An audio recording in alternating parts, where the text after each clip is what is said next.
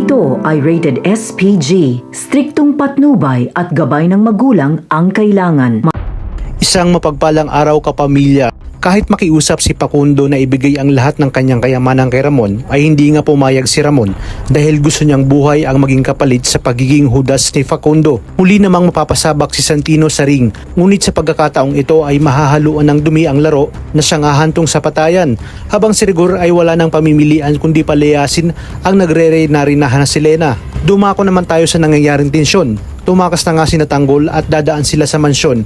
Makikita nilang hostage ni Ramon at David sina Facundo. Kaya naman magtataka si Tanggol kung ano ang ginagawa ni David at Olga at ano ang kaugnayan nila kay Ramon Montenegro. Matutulungan pa kaya ni Tanggol sina Senyor Facundo sa kabila ng ginawa nito sa kanya? At ang mga highlights at recaps sa Batang Quiapo. Dumating na sa bahay ng mga kabalyero si Ramon at bawat taong humaharang sa kanya ay walang pakundangan niyang pinapatay, hanggang sa magkaharap na nga sila ni Bettina at saka lang naniwala ang matanda na totoo ang lahat ng sinasabi ng kanya pong si Catherine. Ayon kay Ramon, ngayon raw nila uubusin ang lahi ng mga Montenegro. Agad namang nalaman ni Facundo na lumusob na si Ramon, kaya iniwan niya saglit sina Tanggol at Marcelo kay Madonna. At na nagkaharap na nga sila ni Ramon ay sinabi nito na huwag idamay ang kanyang pamilya. Ngunit sinabi ni Ramon na damay na ang kanyang pamilya simula nang tinarantado siya ni Facundo.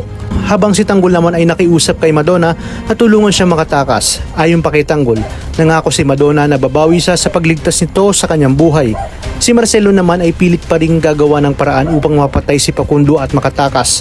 Di na nga nagtagal ay kusa nang sumuko si Facundo kay Ramon. Kaya naman ngayon ay hawak na ni Ramon si Facundo at ang kanyang pamilya. Matapos namang tulungan ni Madonna si Tanggol at ang buong tropa nito ay napuruhan naman ito. Kung kahit hindi makakapayag si Tanggol na hindi tulungan si Madonna.